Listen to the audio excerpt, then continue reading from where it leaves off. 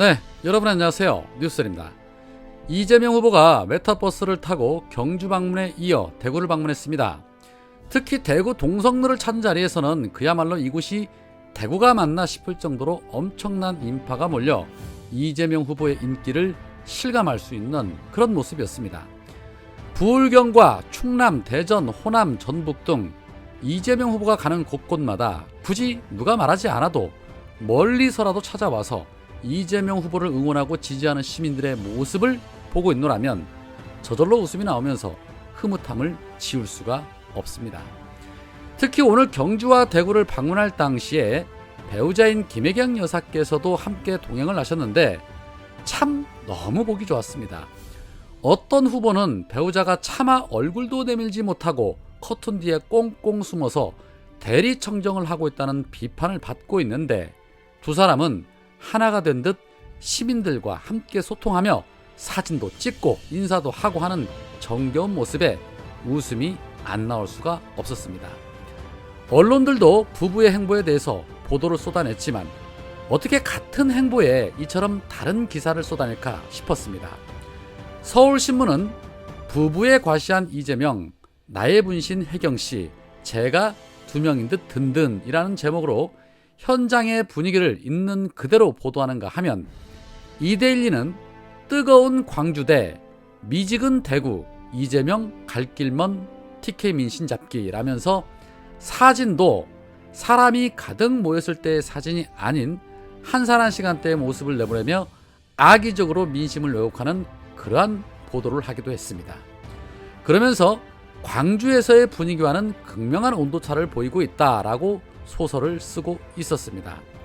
매번 그렇듯이 기레기들은 이런 이재명 후보의 행보를 어떻게든 깎아내리고 싶어 안달입니다. 참 안타깝습니다. 어떻게든 진실을 감추려고 하는 그 모습에 불쌍하기도 하고 측은하다라는 생각이 들기까지 합니다. 오늘 대구 동성로를 찾은 이재명 지사께서는 많은 인파들 속에서 이러한 말씀을 하셨습니다. 대구 경북 경제가 살아날 수 있게 이재명이 책임을 지겠다. 박정희 이상의 새로운 성장의 토대를 만들어서 대한민국 경제가 다시 살아나게 이재명이 책임을 지겠다. 박정희 전 대통령이 인권을 탄압하고 민주주의를 지체시킨 것에 대해서는 분명히 책임을 져야 한다.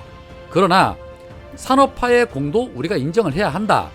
박 전 대통령이 산업화의 성과를 냈다. 유능한 경제 대통령이 돼야 한다. 유능한 민생 대통령이 돼야 한다. 대구 경북이 낳은 외롭지만 유능한 대통령 이재명을 대통령으로 만들어줄 수 있는 사람이 바로 여러분 아니겠냐. 보수 정권을 온몸을 던져 지지를 했지만 여러분의 삶은 개선되지 않았고 대구 경북 경제는 계속 죽었다.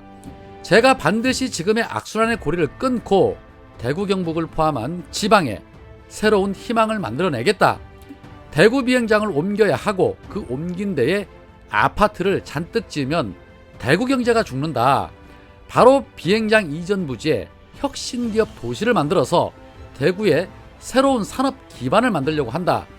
국가의 대대적 지원을 통해 아주 싼 가격으로 부지를 공급하고 인재가 성장할 수 있는 교육 기반을 유치하고 기업이 적은 세금으로 기업 활동을 할 수 있게 지원하겠다. 물방울이 하나씩 모여 강물을 이룬다. 한 분 한 분이 최선을 다해주면 대구 경북이 디비질 것이고 대구 경북이 디비지면 대한민국이 디비진다 라면서 강한 지지를 호소하셨습니다. 너무너무 공감 가는 말씀입니다. 대구 경북 분들이 아직도 박정희의 향수에 빠져있는 것은 박정희로 하여금 그 지역의 산업이 발전하고 먹고 살 수 있었기 때문인 것입니다. 그러나 이후로 대구 경북은 계속해서 침체기를 맞았고 지금은 먹고 살기 힘들다는 성난 목소리가 흘러나오고 있지만 그럼에도 불구하고 옛것을 버리지 못하고 또다시 박정희 같은 인물이 나올 거라는 환상 속에 빠져서 헤어나오지 못하는 분들이 참 많은 곳이기도 합니다. 이제는 좀 세상을 바로 보아야 합니다. 박근혜가 대구 경북의 경제를 살리던가요? 민심을 챙기던가요? 아니면 이명박이 챙기던가요? 이재명 후보께서는 본인이 뱉은 말에 대해서 책임을 지시는 분입니다. 이재명 후보 말씀처럼 정말 이번에는 확 디비지는 대구가 되었으면 좋겠다는 생각입니다. 대구가 디비지면 대한민국이 디비진다는 말이 현실이 되기를 바라봅니다. 반면에 윤석열은 강원도로 발길을 옮겼습니다. 윤석열 옆에는 김건희 대신에 이준석이 늘 함께 동행하며 부부애를 과시하고 있습니다. 윤석열의 아내가 이준석이냐는 조롱까지 나오는 현실과 윤석열 대신 이준석이 나서서 답변을 더 많이 하는 모습에 국임당의 지지자들조차도 혀를 내두르고 있습니다. 얼마나 무능하고 아는 게 없으면 당대표가 직접 후보 옆에서 대리 청정을 하느냐라는 비판이 그들 사이에서조차 쏟아지고 있는 겁니다. 그동안 경험하지 못했던 희한한 대선 행보를 21세기에 경험하고 있습니다. 2030 청년 세대를 공략한다는 핑계로 누가 후보인지 당최 구별이 되질 않습니다. 이재명 후보와 김혜경 여사가 부부애를 과시하며 국민들의 뜨거운 지지를 받는 사이에 윤석열과 이준석의 애정이 국민들의 눈살을 찌푸리게 하고 있다는 걸 과연 본인들은 알까 싶습니다. 결국에 김건희가 대선 때까지 등판하지 못할 것이라는 관측까지 나온 상황인지라 이러한 상황이 지속이 되면 지속될수록 땡큐입니다. 줄리 논란을 잠재우기 위해서 윤석열 선대위는 방송을 보도했던 열린공감 그리고 제보자, 기자, 추미애 장관을 비롯해서 이제는 YTN까지 법적 대응을 시사했습니다. 어떤 언론이고 의혹 제기만 하면 재갈을 물려서라도 김건희를 수면 위로 끌어올리지 않겠다라고 선전포고를 한 것입니다. 가짜 뉴스라면 당당하게 공개석상에 나오면 될 일인데 나오지는 못하면서 국민들 입에 재갈을 물리는 이러한 행태는 21세기의 또 다른 예비 독재를 경험하고 있다는 생각이 들기도 합니다. 그런 가운데 민주당 박찬대 의원은 허위 경력 의혹에 휩싸인 김건희를 겨냥해서 타인의 삶을 살다 비극적 결말을 맞는 영화 화차의 여주인공에 빗대며 아주 강력한 돌직구를 날렸습니다. 박찬대 의원은 지난 2012년 개봉했던 영화 화차는 가짜 삶을 살았던 한 사람의 이야기를 그리고 있다. 주인공 차경선은 괴로운 생활을 벗어나 새로운 삶을 살기 위해 연고 없는 사람을 죽이고 다른 사람의 이름으로 살게 된다. 이름, 나이, 가족, 그녀의 모든 것이 가짜로 탈바꿈한 것이다. 그녀는 그렇게 가짜 삶을 이어가다 결국 비극적 결말을 맞게 된다. 사람들은 때때로 자신보다 나아 보이는 사람의 삶을 시샘하거나 동경하기도 한다. 하지만 그렇다고 해서 시샘과 동경을 넘어 나보다 더 많은 것을 가진 타인의 기회나 삶을 빼앗는 경우는 많지 않다.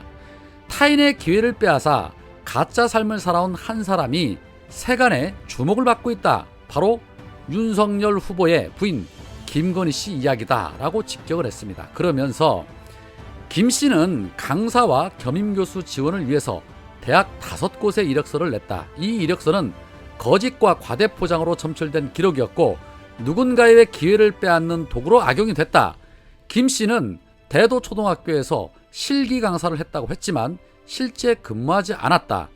광남중학교에서도 교사로 근무했다고 했지만 근무 이력이 없었고 교생 실습이 전부였다. 영락고등학교에 미술교사로 일했다고 했지만 영락여상에서 미술 강사를 했을 뿐이었다.